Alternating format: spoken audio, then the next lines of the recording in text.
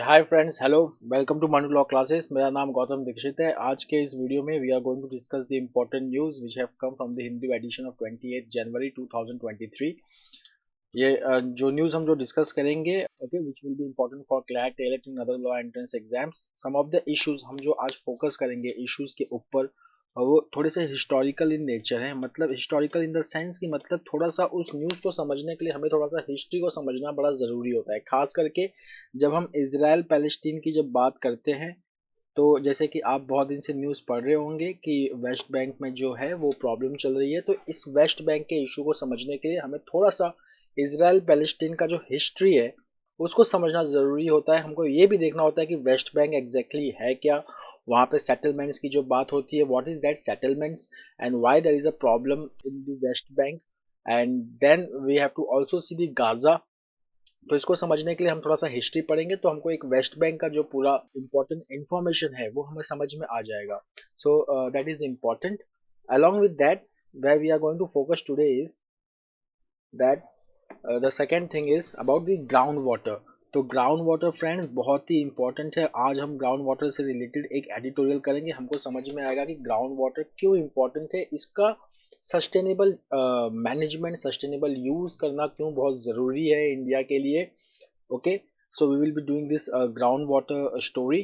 Along with that, we will be looking at the various government programs related with groundwater. That is also very important for us.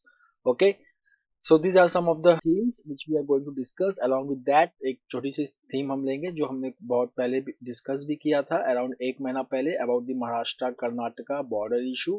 Again series has come about the Maharashtra Karnataka border issue, तो ये भी हम पढ़ेंगे। Okay, so let's start with the news. The first news which is very important is India sends notice to Pakistan to amend 1960 Indus Pact.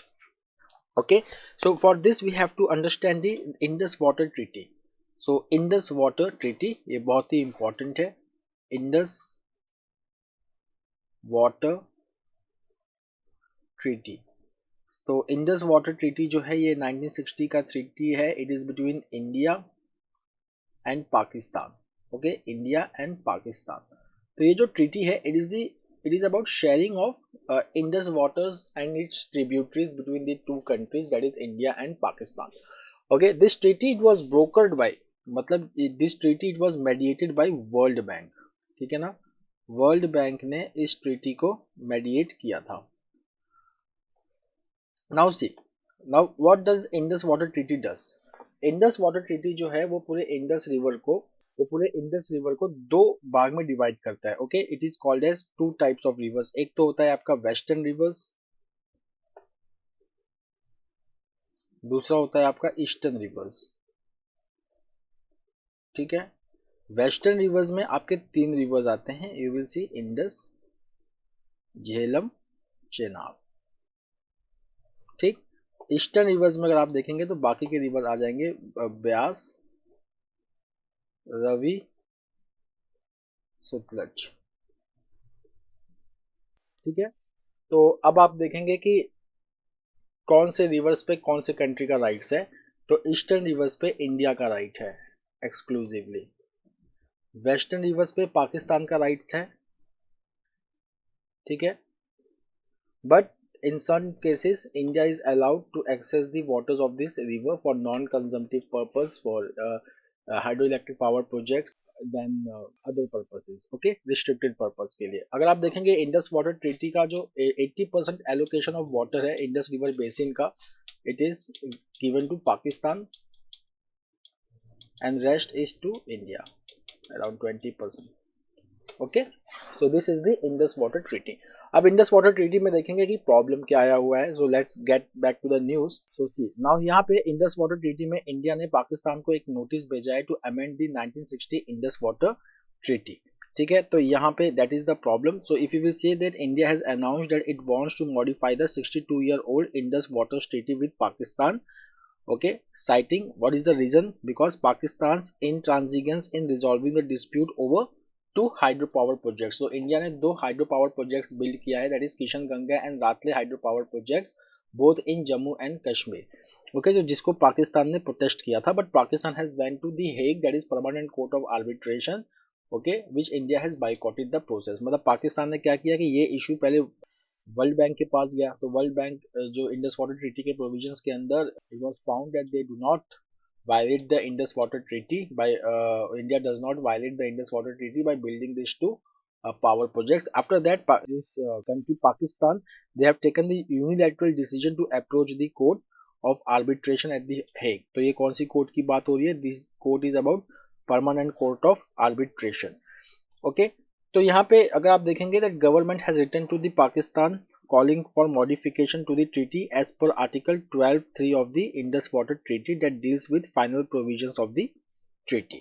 Okay, अब यहाँ पे अगर आप देखेंगे कि इंडियंस ने किस बात पे ऑब्जेक्शंस किए हैं, so Indian officials have said that the parallel processes instead of graded mechanism has led to the stalemate, adding that India had was left with no choice but to demand that Pakistan come to the table of negotiations, okay, to negotiate the amendment to the treaty.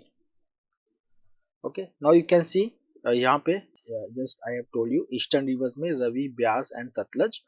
Okay, so Pakistan shall receive for unrestricted use all waters of western rivers, that is Indus, Jhelum and Chenab. उसके बाद अगर आप देखेंगे that India is permitted to use the waters of the western rivers for domestic use, non-consumptive use, agriculture and generation of hydroelectric power projects subject to certain conditions. So this is about the Indus Water Treaty between India and Pakistan. Now friends, coming to the groundwater, India's groundwater governance is in better shape. So if you will see groundwater, so see nearly 18% of the world's population, okay, so India जो है it comprises of 18% of the world's population. आपको पता होगा कि by 2023 UN का एक report था that India will become the world's most populous country by overtaking China, and we have already studied that China has recorded decline in its population in last 60 years. So we will see that nearly 18% of the world's population, okay, and 2.4% of the total geographical area, and India consumes 4% of the total water resources. उसके बाद अगर आप देखेंगे एक world bank का report है which says that India is the largest groundwater user. Okay, so we can see that our rapidly growing economy and population, okay, they are straining the country's groundwater resources. So we have to manage our groundwater effectively. So we can see that groundwater जो है India में, it is the backbone of India's agriculture and drinking water security in both rural as well as urban area. The second important point is that groundwater, it meets 80% of the country's drinking water and 2/3 of its irrigation need. Then groundwater, it is pivotal to India's water security. उसके बाद अगर हम United Nation World Water Day की बात करें तो United Nation World Water Day, उसका जो थीम था इस बार, it was ground water making the invisible visible. So it shows the importance of groundwater as a resource across the globe. Now we are coming to center's step in managing the groundwater sustainably. So यहाँ पे देखेंगे that certain important deliverables have been identified that includes, first is reduction in groundwater extraction to below 70%, then increasing the network of groundwater observation wells, then installing digital water level recorders for real time monitoring कि ताकि ground water का level कितना है वो monitor किया जा सके, उसके हिसाब से डिमांड सप्लाई मैनेजमेंट इफेक्टिवली हो सके. Then periodic monitoring of groundwater quality, aquifer mapping, data dissemination, then better regulation of groundwater extraction by industries, and the next one is very important, promoting participatory groundwater management and periodic groundwater resource assessment. तो ये broad objective है जिसके under government of India work कर रही है to preserve the ground water. उसके बाद अगर हम देखें तो मई 2019 में यूनियन मिनिस्ट्री, कुछ दो यूनियन मिनिस्ट्रीज को मर्ज करके एक नया मिनिस्ट्री बनाया गया, that is union ministry of Jal शक्ति.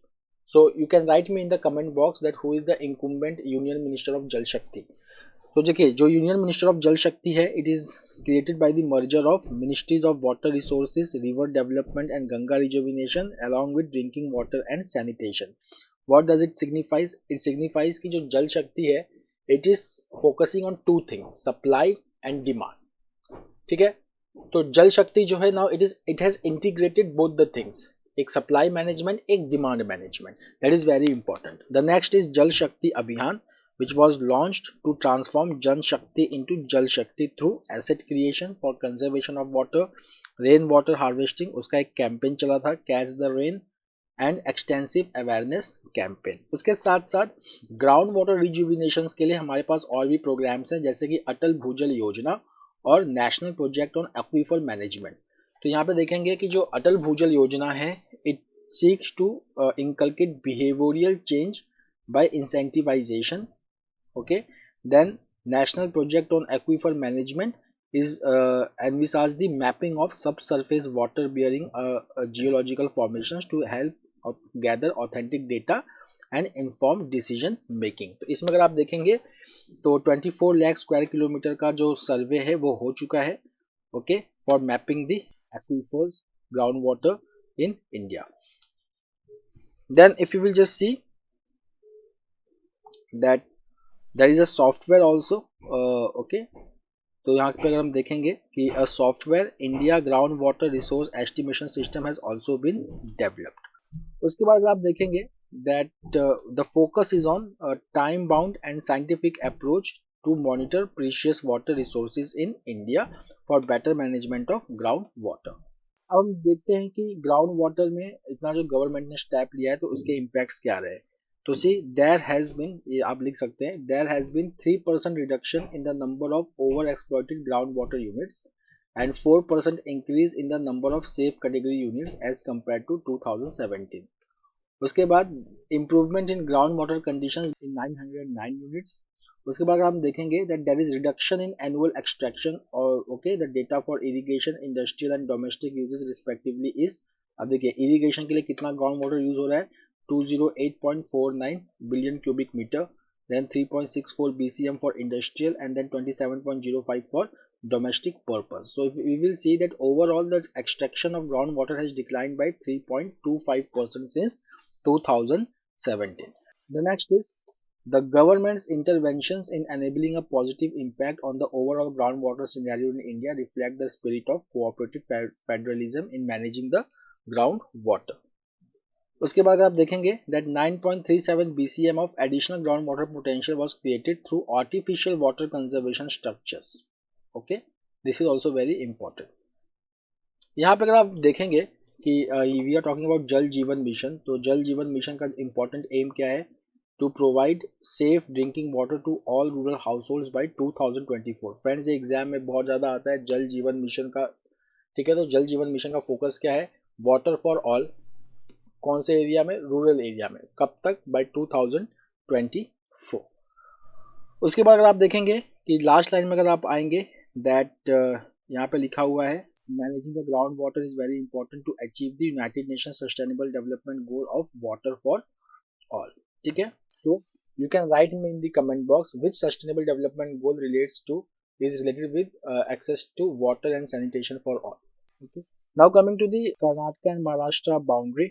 ओके, तो अगर आप देखेंगे सो यहाँ पे जो बात चल रही है, it is about Maharashtra is claiming about 865 villages and 5 urban areas in 4 districts of Karnataka which are mostly Marathi speaking and they want that it should be merged with Maharashtra। Belagavi, जिसको महाराष्ट्र में बेलगाम भी कहते हैं, so Belagavi city is among the 5 urban areas south by Maharashtra. तो इसका देखिए जो history है वो ये है कि महाराष्ट्र जो बेलगावी था और जो जितने भी विलेजेस हैं जो आज कर्नाटका में है वो पहले बॉम्बे स्टेट का पार्ट हुआ करते थे। Okay, they were the part of Bombay state. उसके बाद जब क्या हुआ कि जब स्टेट रीऑर्गेनाइजेशन कमीशन जो 1956 में which was headed by justice Fazal Ali, तो उसने क्या किया कि जो बेलगावी जो पहले बॉम्बे स्टेट में था उसको कर्नाटका में डाल दिया। ठीक है ना, so Belagavi which was earlier the part of Bombay state, later it became the part of Karnataka. ठीक, then it became the bone of contention between the two states. उसके बाद इस इशू को सॉल्व करने के लिए क्या हुआ कि फिर 10 साल के बाद यूनियन गवर्नमेंट ने एक और कमेटी बैठाई which is called as Mahajan commission which was headed by justice Mehr Chand Mahajan who are the former supreme court जज। तो यहाँ पे जो महाजन कमीशन ने जो प्रिंसिपल अडॉप्ट किया, it said that the principle that people speaking one language should be group together. Okay, तो then Mahajan commission it came up with a swap formula to trade some Kannada speaking areas, जैसे कि जो कुछ Kannada speaking areas से जैसे Solapur, Jat and Akkalkot in Maharashtra for some Marathi speaking areas in Karnataka. ठीक है ना, उसको स्वैप करने की बात की।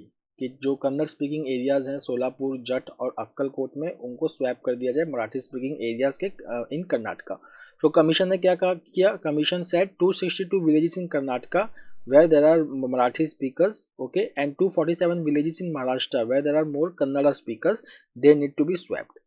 अगर ये हो जाता तो क्या होता, that if Maharashtra got 262 villages and towns such as Nipani, Khanapur and Nandagarh from Karnataka, then the state should hand over 247 villages and towns including Solapur to Karnataka.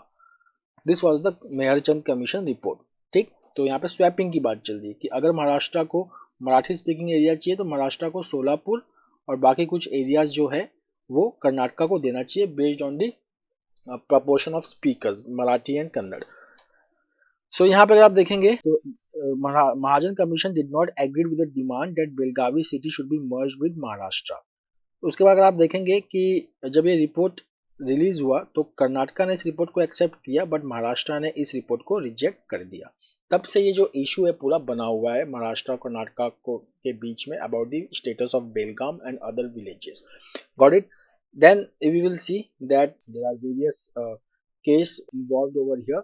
पर यहाँ पे एक प्रॉब्लम क्या है, मतलब प्रॉब्लम नहीं है, पर आप देखेंगे कि जो कर्नाटका स्टेट गवर्नमेंट का जो लेजिस्लेटिव असेंबली सेशन होता है, विंटर सेशन, लेजिस्लेटिव सेशन जो होता है विंटर सेशन, वो कहाँ पे होता है, वो बेलगावी में होता है। तो जब भी विंटर सेशन जब बेलगावी में होता है then it becomes a point of debate between the two states. The next is RBI SEBI should probe charges against Adani group says Congress CPI. तो यहाँ पे जो हम बात कर रहे हैं, हमने कल भी ये न्यूज़ पढ़ा था अबाउट हिंडरबर्ग रिसर्च। तो हिंडरबर्ग रिसर्च जो है वो यूएस बेस्ड शॉर्ट सेलर है। सो इतने एक्यूज किया है अडानी ग्रुप को of brazen stock manipulation and accounting fraud. ठीक है, अब यहाँ पे अगर आप देखेंगे तो जो अपोजिशन है they are demanding probe into this because जो इंडिया के जो फाइनेंशियल इंस्टीट्यूशंस हैं जैसे life insurance corporation of India, state bank of India, they have invested, okay, they have the risk exposure to this group because they have invested or given loan to this group. तो अगर आप देखेंगे that 8% of the LIC's equity asset under management which amounts to rupees 74,000 crore was invested in Adani group of companies. okay, then अगर आप देखेंगे कि public sector banks में 40% of landing किसने किया है, एसबीआई ने किया है। ओके, तो यहाँ पे पब्लिक का पैसा बहुत ज़्यादा लगता है, एसबीआई में बहुत लोग डिपॉजिट करते हैं, एलआईसी में बहुत लोगों का प्रोफाइल होता है, इन्वेस्टमेंट प्रोफाइल होता है। So their investment is at stake, so that's why opposition is demanding the probe into Adani groups investment and their accounts. Now coming to cheetah project to bring in 12 big cats from South Africa. तो हमने last year पढ़ा था about project चीता। ठीक है, तो Namibia करके एक कंट्री है, वहाँ से 5 चीताज आए थे। ठीक है, they were introduced in Kuno national park, they were introduced in Kuno national park. अब क्या है, अब 12 चीता हर साल आएंगे, कहाँ से, south Africa, and they will be introduced in Kuno national park. तो यहाँ पे अगर आप देखेंगे Kuno national park which is in Madhya Pradesh, so the initial batch of cheetahs from South Africa will be followed by transport of batches of 12 annually for the next 8 to 10 years. Now Kuno National Park, there are 8 cheetahs including 5 females. Okay, sorry, तो यहाँ पे अगर आप देखेंगे Namibia से there were total 8 cheetahs who have come, so 5 were females and rest 3 were males. ठीक, so they have been introduced and they were flown from Namibia to Gwalior. The next is Kashmiri Pashmina shawl gets new age French touch। तो ऐसे जो exams ऐसे information जो होते हैं वो one liner के लिए काफ़ी इंपॉर्टेंट होते हैं। तो यहाँ पे देखेंगे Kashmiri pashmina shawl has got a new age French touch. तो पश्मीना शॉल है, it is taken from, it is a very famous product of Kashmir taken from pashmina gods.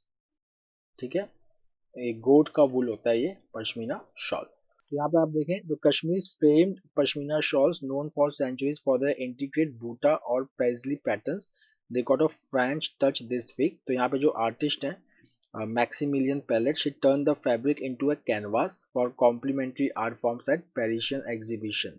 The next is West Bank on the edge after Israeli raids rocket attacks. तो यहाँ पे जो है Israel और Gaza में एक बार फिर से जो है वो एयर स्ट्राइक्स चल रही हैं। So there was a limited exchange of fire between Gaza militants and Israeli armed forces, okay, followed a familiar pattern that allows both sides to respond without leading to a major escalation। तो जो defence minister हैं यावो गैलेंट्स, he has instructed to the military to prepare for new strikes in Gaza Strip। ठीक है, तो अब ये जो अगर आप देखेंगे कि इसराइल और पैलेस्टीनियंस में ये जो है ये लड़ाइयाँ अक्सर होती रहती हैं, तो इसको समझने के लिए हम थोड़ा सा हिस्ट्री में जाते हैं। तो आप अगर देखें इसराइल पैलेस्टाइन का history, first you have to understand the Palestinian occupied territory. Palestinian occupied territory,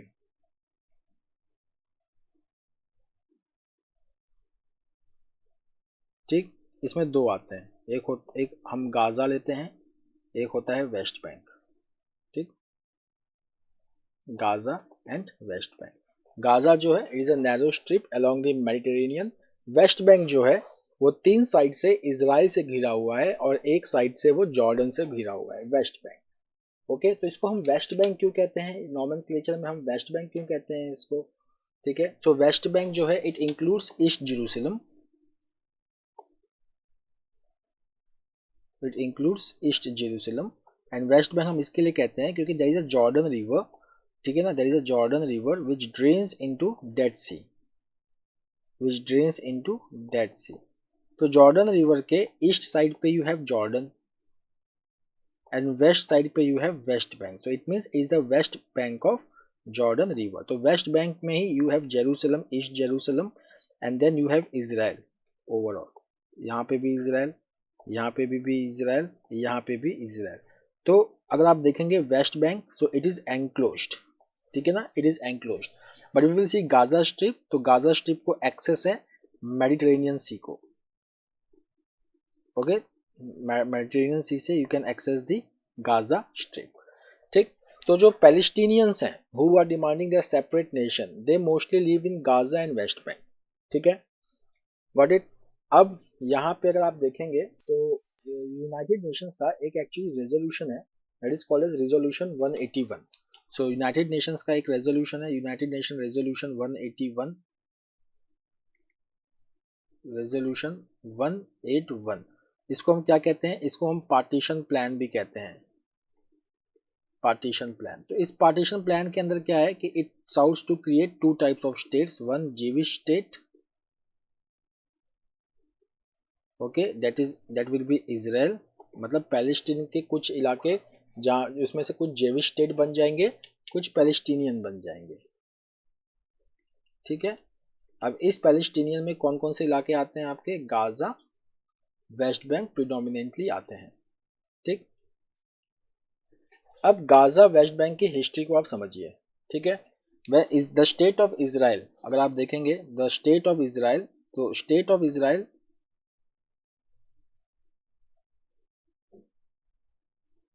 so it was created in 1948। ठीक, तो जो ब्रिटिश मैंडेट था, ठीक है, पैलेस्टाइन पहले ब्रिटिश मैंडेट था, उसके बाद वहाँ पे जीविश सेटलमेंट्स बनने चालू हुए, उसके बाद state of Israel was declared in 1948। But there were certain areas of Palestine which was controlled by different countries. For example, if you will see Sinai and Gaza, they were controlled by Egypt.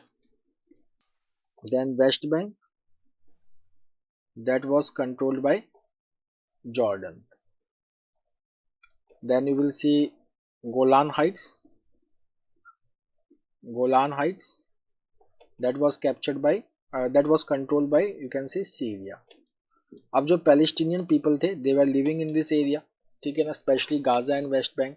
उसके बाद there was 6 day war, 6 day war, 6 day war between Arab countries and Israel. 6 day war के बाद Israel captured all this areas, ठीक है, all this area. बाद में different treaties हुई, Oslo accord हुआ, बहुत सारी ट्रीटीज हुई, कैंप डेविड अकॉर्ड हुआ, तो उसके बाद कुछ एरियाज बाकी कंट्रीज को मिल गए, बट गाजा और वेस्ट बैंक, ठीक है ना, अब ये दो टेरिटरीज रह गई। तो यहाँ पे जो है पैलेस्टीनियंस रहते हैं, Okay, Palestinians, they live over here. Now Palestinians, they have the long pending demand of creating their own nation based on this Gaza and West Bank and declaring East Jerusalem as its capital.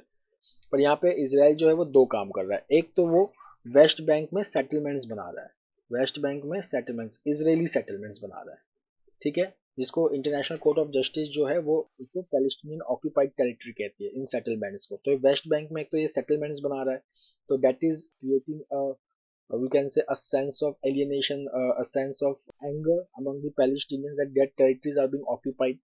That is the first thing, that Israel is occupying the West Bank area, leaving very less place for Palestinians to live. So that is one of the problem in the West Bank area.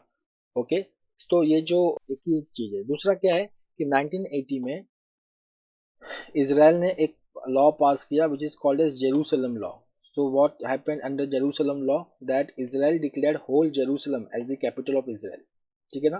और उसके बाद recently जब Donald Trump जब president थे US के, तो उन्होंने US के एम्बेसी को शिफ्ट भी कर दिया तेल अवीव से जेरूसलम की तरफ. ठीक, तेल अवीव से जेरूसलम की तरफ, which was not liked by PLO, the People's Palestinian Liberation Organization, and Hamas. These organizations, they didn't like this move. Got it? So this is the point of contention. That's why what happens is that normally in West Bank area there is a skirmish between Palestinians and Israeli forces, where people are killed from both the sides, and there is always a high tension.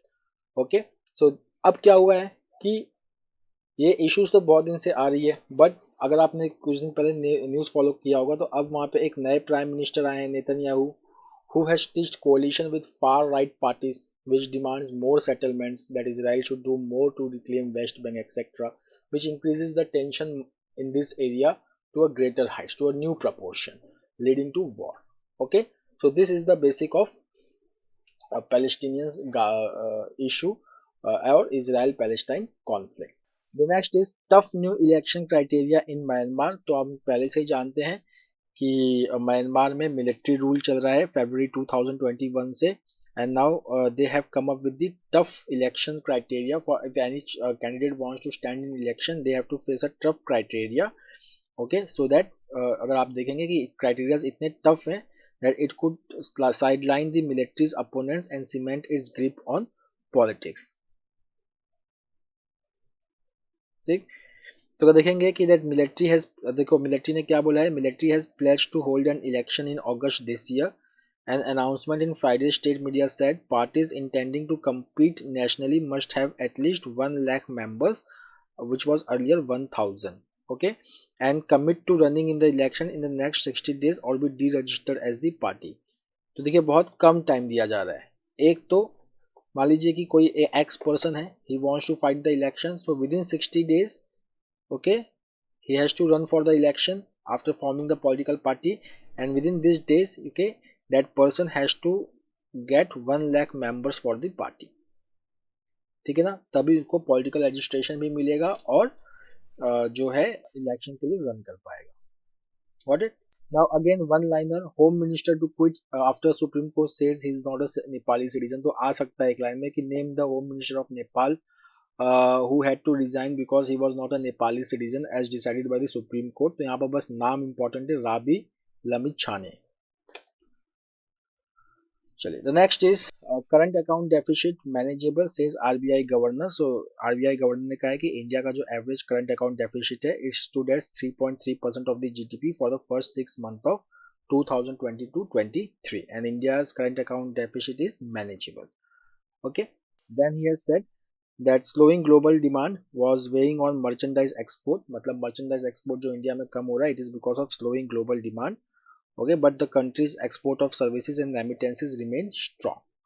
ठीक है, उसके बाद he is saying that this is the central bank's tolerance band of 2 to 6% for the better part of the year. It means the inflation can be under control, will be under control, but core inflation, which excludes food and fuel, they will remain sticky.